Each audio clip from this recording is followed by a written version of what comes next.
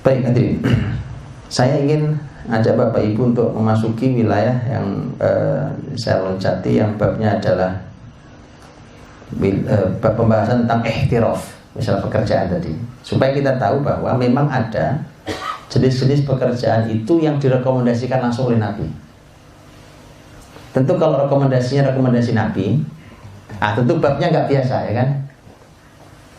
Kalau kita mencari uang, bekerja, silahkan dengan kerjaan apa saja. Yang penting halal, thayyib, silahkan. Tetapi saya ingin bacakan beberapa riwayat yang menunjukkan beberapa hal yang direkomendasikan Nabi Sallallahu Alaihi Wasallam.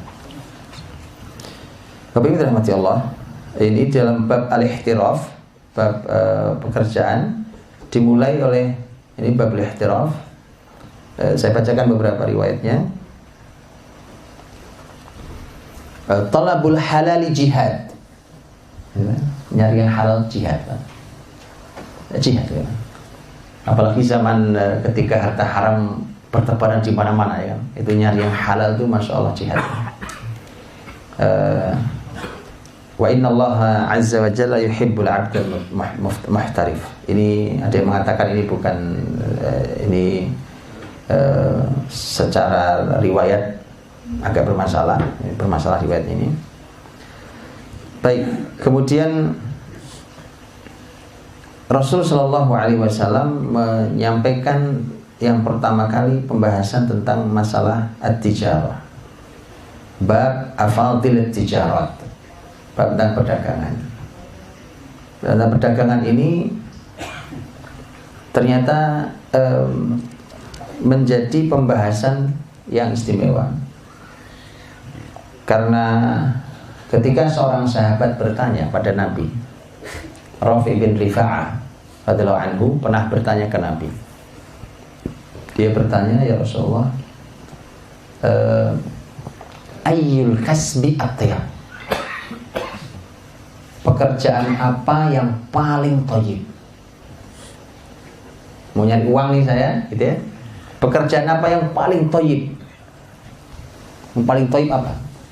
Kan gini, thayyib itu, baik itu, kita oleh Quran diminta, ya Yuhannas, kulu mimma fil ardi halalan thayyiban wa la tattabi'u khutuwatis syaitan innahu lakum aduwwun mubin. Jadi Allah minta halalan dan thayyib, ya, halal dan thayyib.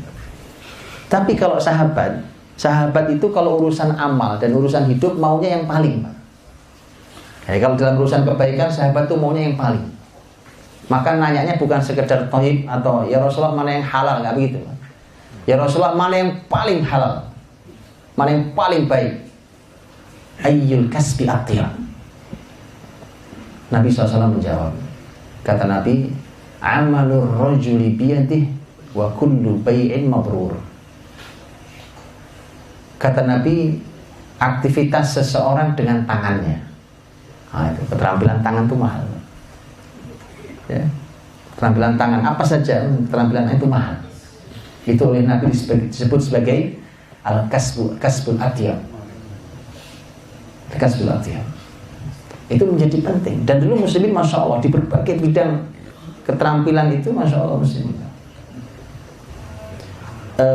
Kemudian wa kullu bai'in mabrur, dan segala jenis perdagangan yang mabrur, perdagangan yang baik.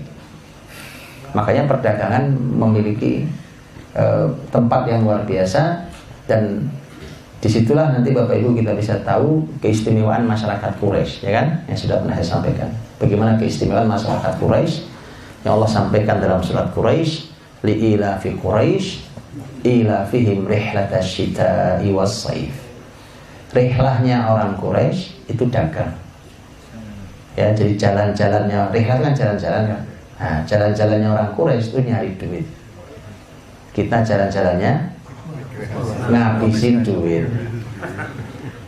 Orang Quraisy rihlahnya, rihlatash syita musim dingin, rihlatash shaif musim panas. Itu ternyata dagang, Pak, nyari duit. Kalau musim dingin mereka ke selatan, kalau musim panas mereka ke utara. Ya, dan itu rihlahnya dagang.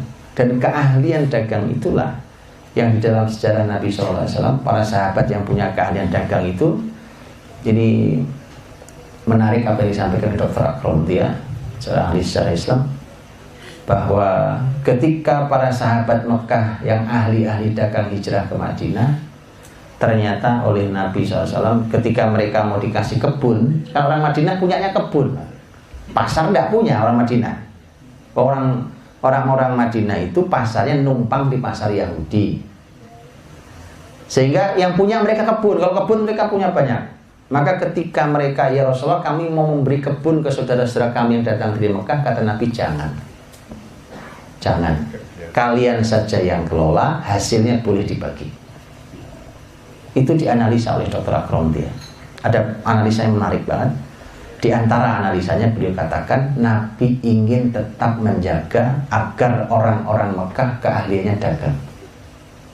Karena Nabi ingin menjadikan orang-orang yang ahli dagang itu di ring satu Nabi SAW. Karena orang dagang itu, Bapak Ibu, tidak terikat oleh tempat. Justru orang dagang itu harus banyak jalan-jalan, keliling sana, keliling sini, buka sana, buka sini, pasar di mana dikunjungi, begitu. Nah, makanya sambil dagang itu mereka bisa membawa syariat ini. Di mana mereka hadir, maka di situ syariat dibawa. Bisa ulama itu, bisa ulama dagang misalnya. Bisa. Nah, kalau petani, karena kebun tadi itu, ya kebun terikat oleh kebunnya. Umpamanya musimnya mengawinkan kurma, nggak dikawinin, nggak buah. Musim apalagi yang lain, nanti kalau nggak diurus nggak buah. Makanya terikat oleh tanahnya. Nanti, nah ini dua keahlian yang dua-duanya disebut Nabi, dua-duanya istimewa. Jadi tema kullu bai'in mabrur, ya, tentang jual beli, tentang at-tijarah. Di Imam Ibn Abi Dunya menyebut secara khusus di sini, di antara yang disebut adalah tentang tijarah al-baz. Contohnya adalah kalimatnya Sa'id bin Musayyib. Sa'id bin Musayyib itu seorang ulama tabi'in. Beliau mengatakan, ma tijaratun ahab ilayya minal baz. Tidak ada perdagangan buat saya, kata Sa'id bin Musayyib, tidak ada perdagangan yang lebih saya sukai melebihi perdagangan kain. Segala hal yang berhubungan dengan kain. Makanya tidak aneh, bahkan sampai Imam Abu Hanifah itu berdagang kain. Ulama besar Imam Abu Hanifah. Abu Hanifah itu di Kufah punya tempat dibagi dua. Sebelah buat kelas, sebelah toko kain. Kalau waktunya beliau jualan, kelas ditutup. Beliau buka untuk kain. Karena memang ayahnya Imam Abu Hanifah itu waktu meninggalkan warisan banyak berupa toko kain. Maka Imam Abu Hanifah itu kaya raya, Pak. Kalau waktunya beliau ngajar, tokonya ditutup. Ya, tokonya ditutup, baru beliau buka jadi ulama besar. Maka Imam Abu Hanifah dengan hartanya itu dia biayai sendiri murid-muridnya. Masya Allah, dikader sendiri, dibiayai sendiri, itu pas. Makanya ketika beliau melihat ada seorang anak ini anak pinter, maka dipanggil, namanya Abu Yusuf, dikenal dengan Abu Yusuf. Ini nanti menjadi murid terdekatnya Abu Hanifah, Al-Qadhi Abu Yusuf. Ini orang dengan keilmuan ajaib ilmunya, sampai dia mendapatkan gelar pertama dalam sejarah Islam, gelarnya Qadhi Qudah. Qadhi Qudah itu artinya hakimnya para hakim.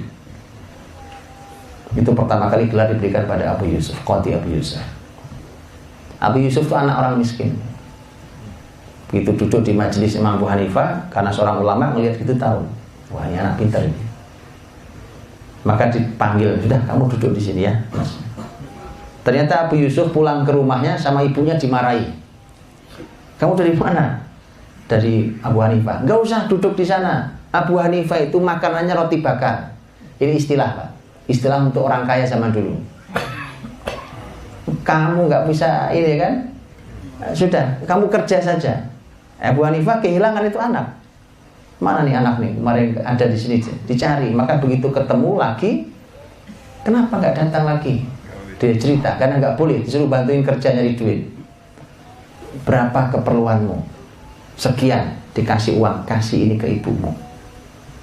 Nanti kalau udah habis bilang lagi ke saya.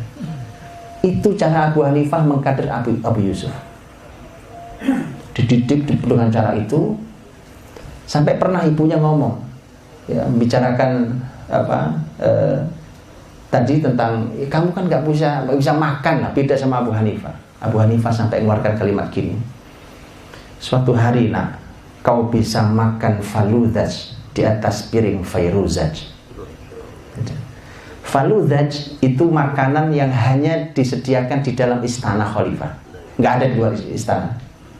Fairuzaj itu piring khusus yang indah.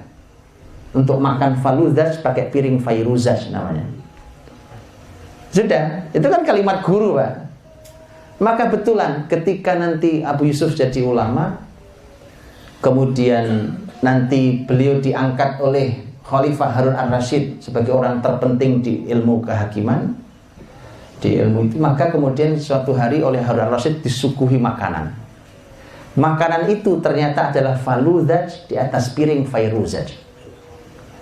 Begitu disuguhi, Abu Yusuf sebelum makan senyum-senyum sendiri. Kemudian ditanya sama Harun ar-Rasyid, kenapa Anda senyum-senyum sendiri?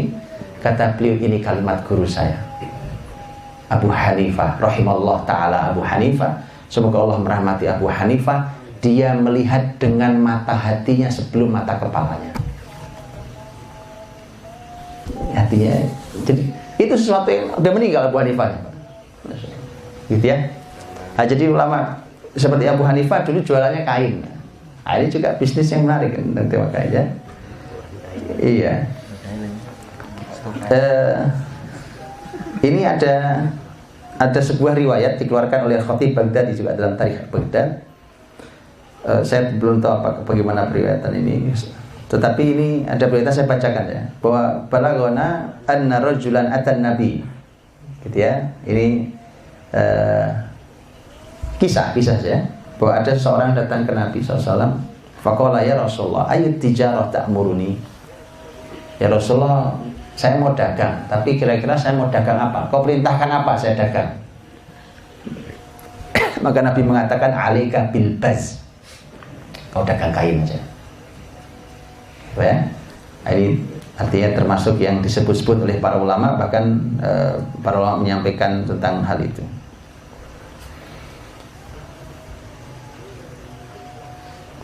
Kemudian Bapak Ibu dirahmati Allah SWT, itu tema ini saya sampaikan dulu kalimat Umar tentang perdagangan ini ya. Kata Umar, "Lau kuntu tajiran makhtartu 'ala al-'itri syai'an in fatani ribhuhu ma fatani rihuhu." Kata Umar, kalau saya seorang pedagang, maka saya akan milih berdagang minyak wangi. Wangi. Tadi kain, sekarang minyak wangi. Karena minyak wangi itu, kalaupun saya tidak dapat untung, saya dapat wanginya.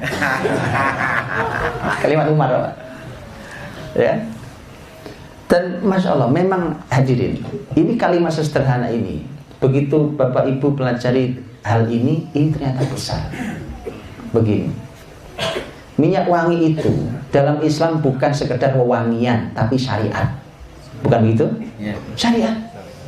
Syariat. Kita diperintahkan, laki-laki ini apalagi diperintahkan untuk pakai wewangian, keluar apalagi hari Jumat segala macam, itu bagian dari sunnah syariat. Jadi yang pakai wangi-wangian itu ya cuma muslimin, Pak, yang itu masuk di syariat agamanya. Lah kalau orang Eropa itu jarang mandi sampai hari ini. Dari dulu, memang dari dulu.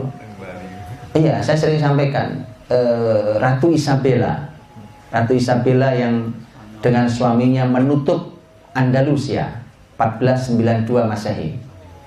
Itu dia pernah membanggakan diri bahwa saya ini dalam seumur hidup saya sampai hari ini mandi baru 3 kali. Pertama waktu saya dilahirkan, kedua waktu saya dibaptis, yang ketiga waktu saya nikah. Jadi habis itu nggak mandi-mandi. Loh, iya, Pak. Jadi memang mereka tuh gak ngerti, Pak. Namanya, jadi syariat istinja, orang kalau kamar mandi bersuci, itu cuma Islam yang ngerti. Orang Eropa belajar bikin WC itu, mohon maaf ya, belajar bikin toilet itu setelah mereka ke Andalus, oh gini tuh caranya buang air besar, gitu Pak, baru ngerti. Tadinya kotoran sepanjang jalan kota London di Inggris. Iya, makanya kemudian muncul sepatu hak tinggi itu. Sendal-sendal yang haknya tinggi itu aslinya tadinya adalah kayu gitu, untuk, mohon maaf, untuk menghindari kotoran manusia sepanjang jalan di kota London. Jadi kalau Bapak Ibu mau belajar sejarah enak. Saya nggak ngomong apa-apa loh ya, saya cuma ngomong sejarah. Enak orang sejarah gitu Pak. Ngantepin orang pun juga gak terasa. Ya. Nah, maka minyak wangi itu Masya Allah, wangian itu luar biasa. Saya pernah dikabari oleh teman saya ini, Masya Allah, guru kita juga. Jadi beliau ketika melihat tentang wangi-wangian ini Pak, kan wangi-wangian ini hadirin, coba sekarang kalau disebut di mana ibu kota parfum, nah, kan bisa sepakat toh kalimatnya kan. Walaupun sebenarnya pasti bukan di Paris, karena ada khusus kota kecil yang memang sampai hari ini menjadi kota parfum. Jadi kalau mau belajar parfum di kota itu, dan bahkan lambang kotanya pun adalah lambang lambang alat yang dipakai untuk nyuling wangian itu, alat distilasi. Nah ini kenapa tertinggalnya di sana? Nggak aneh, Pak. Tadi saya udah bilang, kalau Eropa nggak ngerti wangi, mandi aja enggak. Itu adalah kota yang dulu oleh muslimin lah yang ngajari cara bikin minyak wangi. Diajari cara bikin minyak wangi, kemudian mereka jualan minyak wangi. Jadi minyak wangi dalam Islam Masya Allah,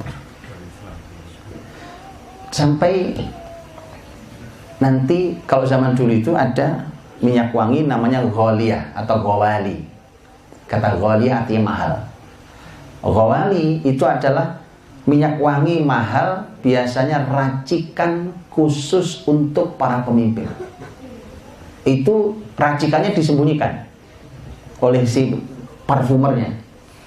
Para raciknya disembunyikan karena ini khusus untuk beliau. Jadi nggak ada aroma seperti ini di tempat lain. Itu mahal Pak. Dan itu ada angka-angka berapa harga dulu Khalifah Muawiyah membeli. Umar bin Khattab yang orangnya sederhana saja, beliau mengatakan berapapun Anda belanja minyak wangi itu tidak mubazir. Umar loh, orangnya Masya Allah ya, orangnya zuhud dan sebagainya.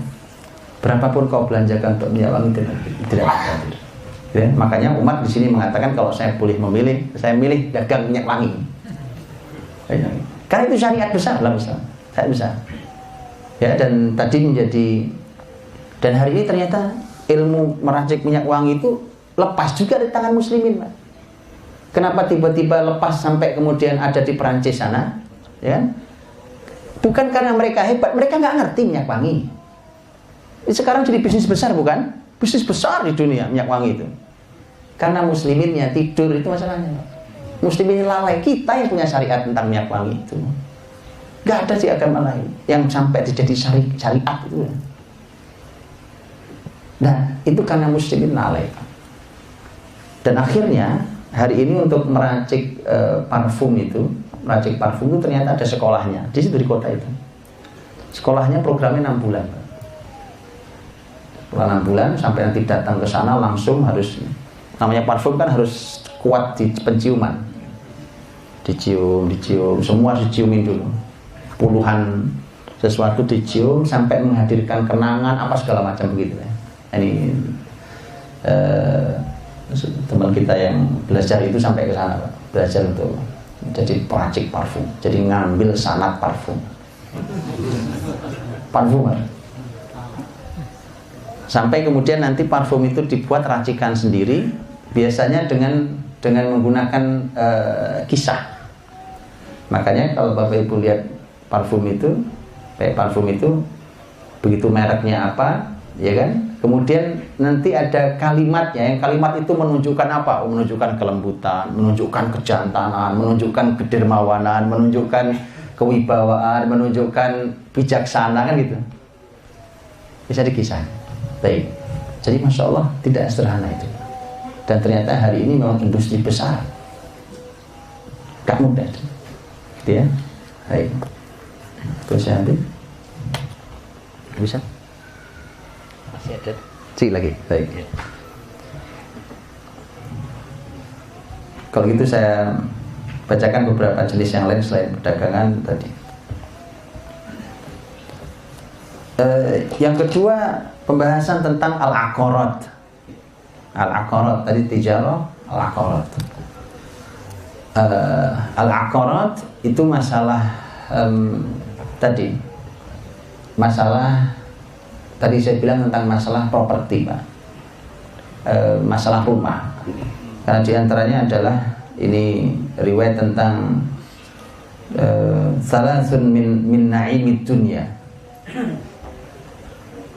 Ada 3 hal yang merupakan kenikmatan di dunia. Al-maskanul wasi', rumah yang lapang.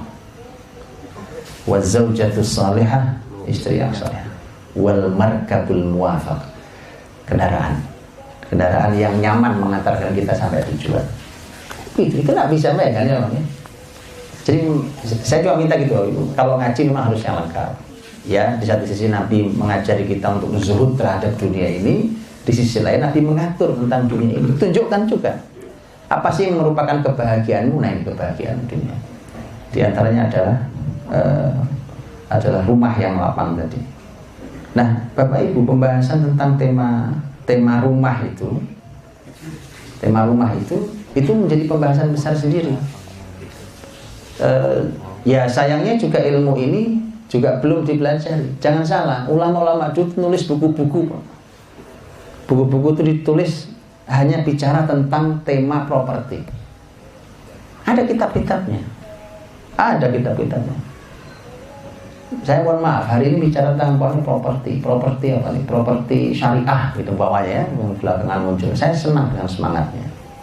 Tapi sayangnya yang dimaksud dengan syariah cuma akadnya doang. Loh, masalah tempat tinggal itu kan bukan cuma masalah akad. Tetangga rumah dengan rumah sebelahnya itu ada hukum fikih, Pak, yang harusnya dipahami oleh si pengembang properti syariah. Harusnya begitu. Nah, kita sudah merasa puas bahwa syariah itu cuma akad. Akad itu cuma bagian saja.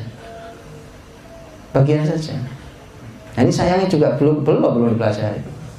Dan itu ulama sudah membuat kitab-kitabnya. Di fikih itu dibahas, Pak, tentang hal itu. Dibahas dan Masya Allah detailnya pembahasannya. Dan menggunakan kaidah-kaidah syariat. Kaidah-kaidah syariat membahas bagaimana sesungguhnya bagaimana perumahan perkampungan di dalam syariat Islam itu kayak apa. Itu ulama udah buat kan. Dan itu kalau itu dikuasai ilmunya Masya Allah, itu pertama di Indonesia. Jadi saya tunjukkan, Pak. Lihat, Pak. Dulu kan sebenarnya perumahan Nabi dan para sahabat kan gak luas. Tidak luas, Pak. Kan saya sudah sering cerita itu Masjid Nabawi itu sudah masjidnya, bukan pagernya. Masjidnya itu sudah rumah-rumah sahabat, sudah bahkan plus ada kebun-kebun itu. Luasnya Masjid Nabawi hari ini. Walaupun ada sebagian sahabat yang tinggalnya nanti di luar pagar Masjid Nabawi. Dia yang luar pagar Masjid Nabawi hari ini. Ada, tapi sahabat-sahabat di situ. Makanya umpamanya konsep Nabi membangun pemukiman itu ditiru oleh zaman manapun, di negeri manapun. Jadi konsepnya kan Nabi letakkan masjid dulu, plak di tengah. Seluruh rumah fasilitas melingkari masjid agar jarak rumah ke masjid kurang lebih sama. Karena muslimin ini harus sampai ke masjid. Lah kalau rumahnya gerbangnya di sini, masjidnya 2 kilo lagi di sana, ya kan? Yang dekat masjid dekat, Pak. Yang di sini sudah iman kita lemah hari ini, ya? Nggak nyampe ke masjid nanti. Dulu sahabat begitu. Bahkan sahabat itu punya namanya khawkhah. Khawkhah itu adalah pintu kecil dari belakang rumahnya langsung masuk ke masjid. Saking supaya mudah mengakses masjid. Begitu. Fasilitas juga gitu. Pasar diletakkan tidak jauh dari masjid. Saya pernah jelaskan pasar di sini dan seterusnya. Begitu. Dan masya Allah, saya dapat pelajaran kemarin waktu ke Kuwait. Waktu ke Kuwait kemarin ada hal yang menarik mata saya karena begitu di perjalanan ada tempat rapi, sudah rapi, jalanannya lebar, rapi, sudah diaspal, tiang-tiang lampu itu sudah bagus, tapi nggak ada rumah sama sekali kecuali cuma satu masjid di tengah. Jadi nggak ada siapa-siapa namanya. Saya tanya ke teman-teman di Kuwait, ini apa ini kok aneh begini? Terus dijelaskan ke saya dan luar biasa. Dijelaskan bahwa ini kebiasaan di Kuwait. Di Kuwait itu kalau mau buka pemukiman, dirapikan dulu infrastrukturnya, jalannya, listriknya, airnya. Kalau sudah begitu, diletakkan masjid di tengahnya. Plak. Nanti kapanpun Anda mau bangun rumah di sebelah mana, itu melingkari masjid. Dan biasanya setelah masjid akan dibangunkan fasilitas itu standar. Pasar, nggak jauh dari situ, keamanan, maunya kepolisian, pendidikan, sekolahan. Dan itu masih jadi konsep di Kuwait sampai hari ini. Itu adalah peninggalan peradaban Islam. Loh, berarti perumahan di Indonesia ini niru mana saya nggak ngerti juga. Paham ya? Ya diilmui ya. Wallahi ini masya Allah. Karena itu bagian dari hadis Nabi. Al-maskan, tempat tinggal termasuk disebut-sebut Nabi SAW. Gitu ya. Al-Dhiya itu kebun dan yang berhubungan dengan kebun, perkebunan, pertanian, masya Allah Pak. Dan ini cocok untuk orang Indonesia karena tanahnya subur. Dan ini bagian disebut-sebut mulia.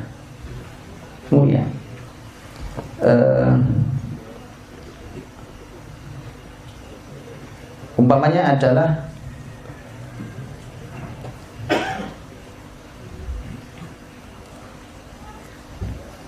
lamma khalaqallah ini riwayat lamma khalaqallahu azza wa jalla al-ma'isha ja'ala al-ma'isha fil harthi wal ghanam. Ketika Allah menjadikan kehidupan ini, menciptakan kehidupan ini, kemudian Allah jadikan kehidupan itu adanya di kebun dan kambing. Perkebunan dan kambing. Nah, ini juga barang gede hari ini. Yang perkebunan bicara tentang pangan, yang kambing bicara tentang daging dan turunannya, susu dan segala macam. Kalau kambing memang spesial. Kambing itu ada beberapa hadis Nabi dan jelas Nabi menyebutkan dalam beberapa hadis yang sahih tentang kambing khususnya dan hubungan kambing dengan keberkahan. Kambing dan keberkahan itu hubungannya erat banget. Nabi mengatakan kambing berkah. Nah, kambing itu berangkat pagi, keluar dari kandang, sore balik ke kandang, itu pergi bawa berkah, datang bawa berkah. Jadi masya Allah itu tentang kambing, dan itulah mengapa Allah memilihkan binatang untuk para nabinya adalah kambing. Ma min nabiyyin illa ra'al ghanam. Tidak ada seorang nabi pun kecuali pasti pernah menggembala kambing. Karena ternyata kambing itu ternyata harta yang berkah. Bahkan oleh Nabi disebut dalam hadis yang sahih riwayat Bukhari tentang disebut sebagai khairu malil muslim, sebagai harta terbaik muslim terutama di akhir zaman. Harta terbaik muslim. Tentang kambing yang digembala di ujung gunung, orang melarikan agamanya dari fitnah. Makanya ini masya Allah gitu ya. Jadi perkambingan ini masya Allah ini keberkahan luar biasa ya, dan saya tidak tahu apakah memang ada perencanaan gitu, ataukah tidak. Orang hari ini di kita itu banyak yang tidak suka susu kambing, betul ya? Yeah. Banyak yang tidak suka daging kambing. Di sini daging kambing suka kan? Kita di sini suka semua. Tapi banyak yang tidak suka dengan kambing. Saya tidak tahu kenapa itu. Kambing hitam. Jadi kambing hitam. Akhirnya jadi kambing hitam. Rasul Muhammad jadi kambing hitam. Kasihan Pak. Mari kita putihkan kambing itu. Jadi kambing hitam dia. Kasihan tuh kambing. Padahal ini binatang para nabi. Dan kambing sering tertuduh Pak. Padahal dia nggak tahu menahu. Ya kan? Iya, begitu mau dimakan, wis kolesterol mas. Itu mau dimakan bilang, wah hati-hati nih, tensi naik. Masa iya Allah salah memilihkan binatang untuk para nabinya? Subhanallah, gitu ya. Jadi itu, dan para ulama membahas tentang kambing itu ternyata pelajaran memang banyak. Para ahli sirah nabawiyah membahas tentang hal ini. Ketika sampai pada bab Nabi Muhammad gembala kambing, itu pembahasannya gitu. Apa yang didapatkan oleh orang yang gembala kambing, itu ternyata banyak yang didapatkan, termasuk sifat. Itulah mengapa Nabi dulu didekatkan kepada kambing. Makanya Syekh Muhammad Imarah di bukunya Khawatir wa Ta'ammulat fi Siratin Nabawiyah, beliau mengatakan bahwa membuat judul bab di dalamnya, min ra'yil ghanam ila qiyadatil umam, dari menggembala kambing menuju kepemimpinan umat. Itu ngomentari tentang Nabi Muhammad gembala kambing. Nah, makanya memang harusnya pelatihan kepemimpinan itu di kandang kambing. Loh iya, bawanya Lemhanas, kan? Suruh kandang kambing dulu, calon pemimpin ini, suruh kandang kambing dulu. Kenapa? Kambing memberikan sifat banyak, Pak. Kalau betul belajarnya, di antaranya yang jelas disebut Nabi adalah tentang kelembutan hati. Kelembutan hati itu didapatkan orang yang akrab dengan kambing. Jadi maunya Allah itu pemimpin itu lembut hatinya. Makanya belajarlah sama kambing.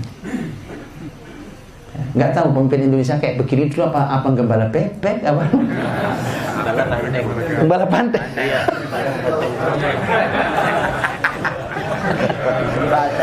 Saran nih beli nih Pak.